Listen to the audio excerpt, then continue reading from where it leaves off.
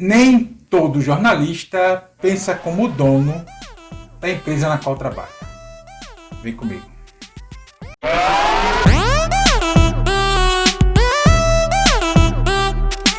Antes de seguir, gostaria de pedir seu like nesse vídeo e sua inscrição nesse canal.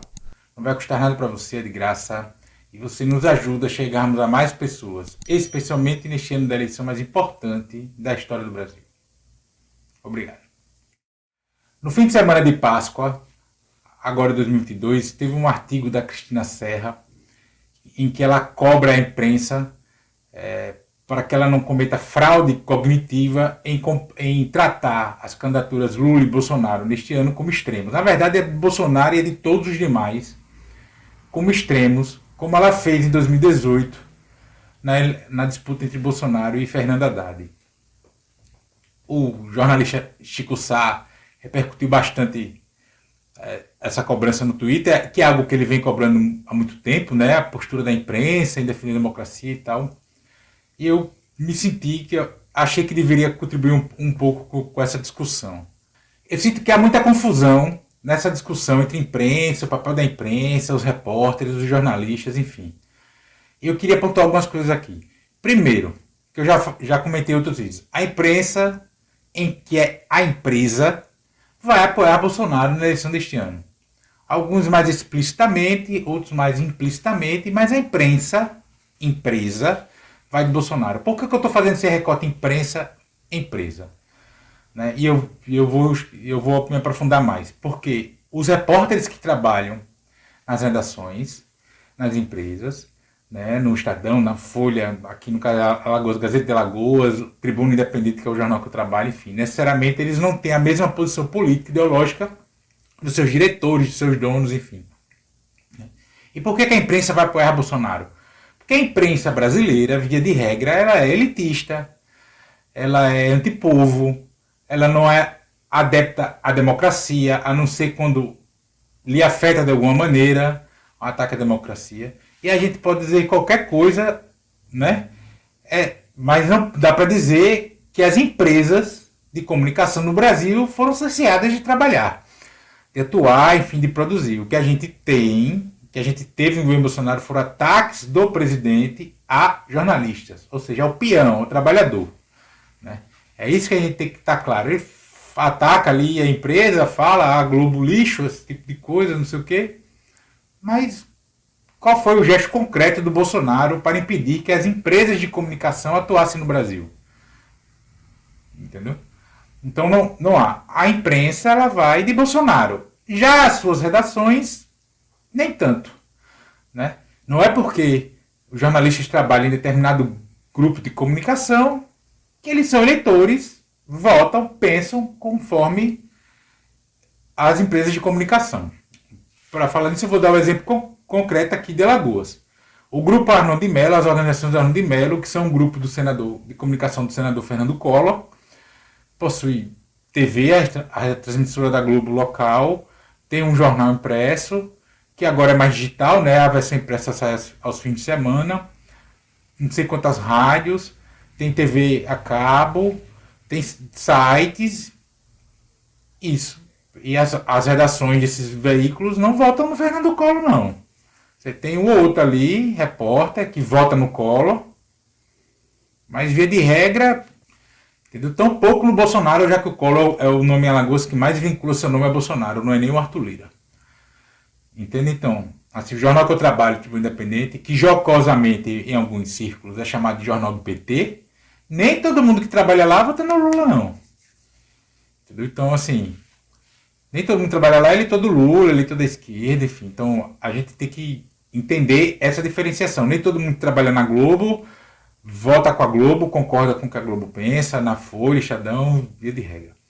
Então, a gente precisa ter esse cuidado. E a imprensa vai, explícita ou implicitamente, votar no Bolsonaro. E aí, para a gente entender se determinado jornalista ele apoia ou não o Bolsonaro, a gente tem que... eu vou usar um termo aqui que eu não gosto, porque eu não sou professor e acho que não tem que ensinar nada a ninguém, mas a gente precisa aprender a ler a notícia publicada. Né? Quando eu tenho outro blog de texto, eu fiz um comentário sobre uma fala do Eduardo Azeredo, que estava implicado na questão do mensalão do Tucano, ia sobrar para ele. E ele mandou um recado que se ele caísse, todo mundo do PSDB ia cair com ele. Foi esse o recado que ele mandou, com outras palavras, mas foi esse o recado, que a campanha não foi só dele, que a campanha foi do PSDB e tal. O Estadão fez essa entrevista com ele e essa informação estava no final do texto. Mas saiu no texto. Ou seja, o repórter fez, com certeza ele entendeu que esse era o principal, o mais forte da entrevista. O editor também entendeu isso, o editor da editoria dele, e por isso manteve aquilo no texto, mas desceu para baixo porque o dono não queria dar destaque nisso. Entendeu? A postagem do meu blog antigo, coisa eu vou deixar na descrição desse vídeo. Tá? Depois, se quiser, vai dar uma olhada lá. Eu parei de atualizá-lo em 2014, mas eu nunca tirei ele do ar e de vez em quando até recorro a ele para algumas coisas.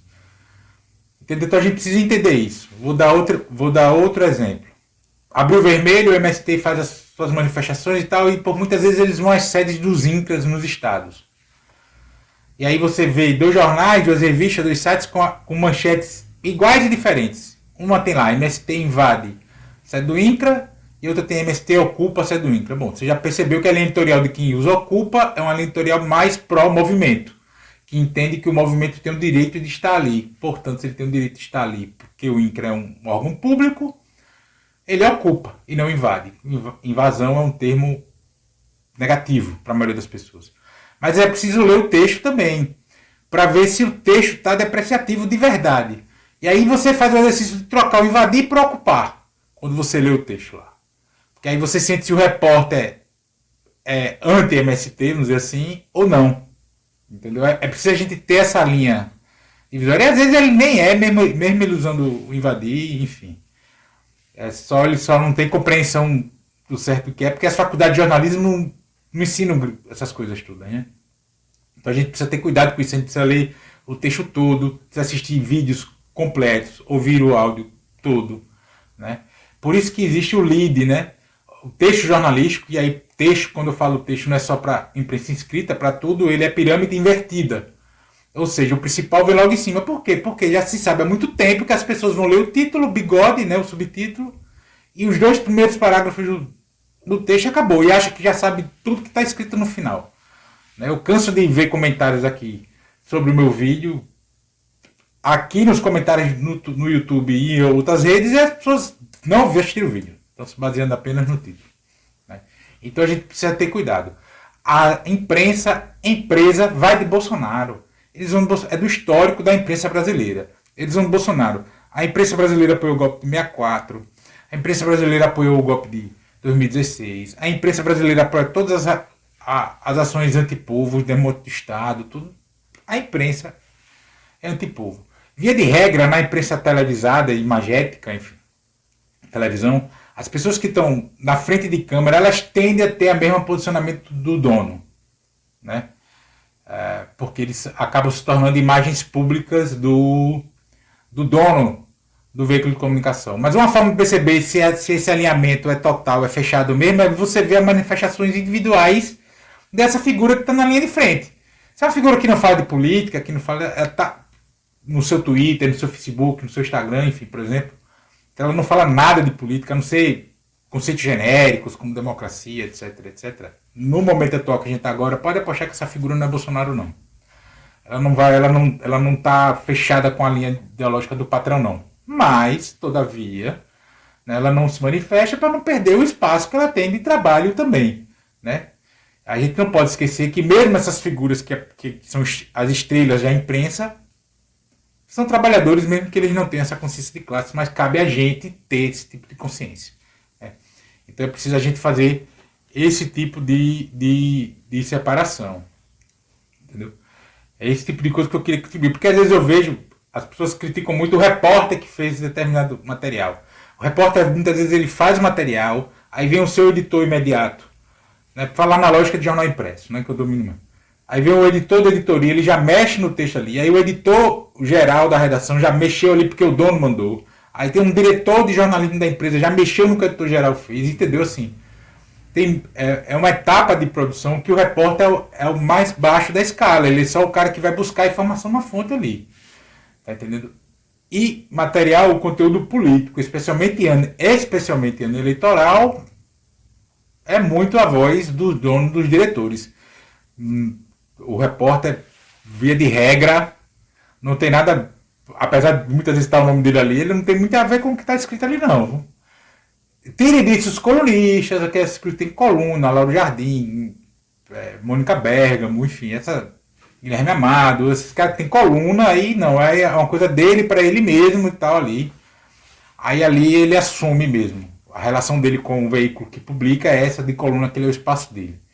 Mas os jornalistas que estão assim, no corpo normal dos sites, jornais, televisão, eles não são eles. Tá? Eles cumprem ordens, eles recebem pautas. Eu não escrevo o que eu quero no jornal que eu recebo. Eu sou pautado, eu recebo uma pauta. Isso aqui e com direcionamento. Né? Não vou entrar em detalhes, não é muito ético, mas eu também já tive que fazer coisas no qual eu não quis muito fazer. Mas tive que fazer, é meu ganha-pão. E é como ganha-pão de outros tantos. Né? Tenha sempre em mente o exemplo do Fernando Collor aqui. Né? Que está sempre ativo na política, é senador e tal, mas pode contar que eu acho que 90% da redação das redações da organização Arnaldo de Mello não votam no Fernando Collor. Aí não vou ficar dizendo, não vou ficar falando, não vou botar adesivo no carro do outro candidato. Enfim, né, por uma questão de sobrevivência, né? Essa relação de mando, esse é o grande poder do capitalismo, essa relação de mando que o patrão tem com o empregado, né? Então a gente precisa entender isso. Essa é uma discussão que eu queria fazer, assim, nem sei se vai ser muito pertinente, enfim, mas foi algo que eu fiquei lendo esse fim de semana nas redes sociais e me chamou a atenção, assim, como fica desvirtuado esse meio campo quando se discute quem é quem na imprensa, que papel a imprensa tem que cumprir, né? E esse apelo para que a imprensa não adote os extremos, a imprensa é Bolsonaro. Eu já comentei outros vídeos aqui no canal. A imprensa vai de Bolsonaro, porque a imprensa é antipovo, a imprensa não quer pobre sumindo, a imprensa quer o exército industrial de reserva, mão de obra baratizada. É isso que a imprensa quer. A imprensa está se lixando. Ela só fala de democracia quando atinge a ela. E olhe lá. Porque ela não é democrática mesmo. A imprensa brasileira, se tem uma coisa que a imprensa brasileira não é democrática. A imprensa brasileira, ela não é avessa, ela é avessa à democracia, né, na verdade. Ela não tem esse apreço pela democracia, não. Ela tem apreço pela liberdade dela publicar o que ela acha que deve. Né? Então a gente precisa ter esse cuidado. Eu vejo também muitas vezes as pessoas cobrarem blogs ditos progressistas que eles sejam extremamente panfletários. E aí entenda panfletário, não entenda no sentido jocoso, não. Entenda no sentido de militante, como se fosse um órgão partidário. Né? É preciso ter cuidado com isso também, porque são empresas, as empresas precisam arrecadar, precisam ter visualizações. E se fecha nicho demais, perde. Entendeu? Então, necessariamente, ela não tem que ser toda hora, né, ficar nessa de quase como órgão partidário. E eu falo isso muito tranquilamente, eu não sou adepto, eu não acredito nessa tese da neutralidade que se vende, não existe neutralidade, o que existe é objetividade. Um texto jornalístico, um conteúdo jornalístico pautado na objetividade, pautado em fato. Neutralidade não existe. O repórter tem um ponto de vista, aí o editor que vai mexer no texto dele tem outro ponto de vista, aí o editor geral tem outro ponto de vista. Não existe a neutralidade, existe a objetividade. Eu não vou inventar o que não está ali, o que não aconteceu, mas eu tenho o meu ponto de vista sobre o que aconteceu. Entendeu? E é por isso que é importante também a gente ler conteúdos mais diversos, enfim, a gente consumir conteúdos mais diversificados. Né? Claro, se você é Globo, Folha, Estadão, não sei o que, é tudo a mesma coisa. Você escolhe um desse e vai ler, sei lá, o 247. Escolhe um desse e vai ler a Fórum. Sei lá, escolhe um desse e vai ler DCM, enfim. Né? Agora, Globo, Folha, Estadão, não sei o que, se for a não ser que seja um furo de reportagem, uma reportagem exclusiva, específica, tudo bem.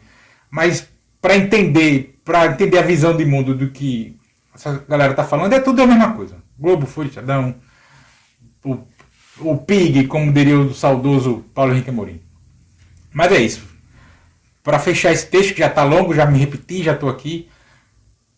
A imprensa vai de Bolsonaro, as redações nem tanto. Mas e você, o que acha disso tudo? Comenta aqui. Também pede seu like nesse vídeo, se inscrição nesse canal, porque não vai custar nada para você e fortalece que a gente consiga chegar a mais pessoas. E isso ajuda a fortalecer a nossa luta contra o fascismo brasileiro. Minha e sua, nossa, minha e sua. E sempre lembrando, nos comentários, não vale xingar, nem falar do meio do povo. Grande abraço.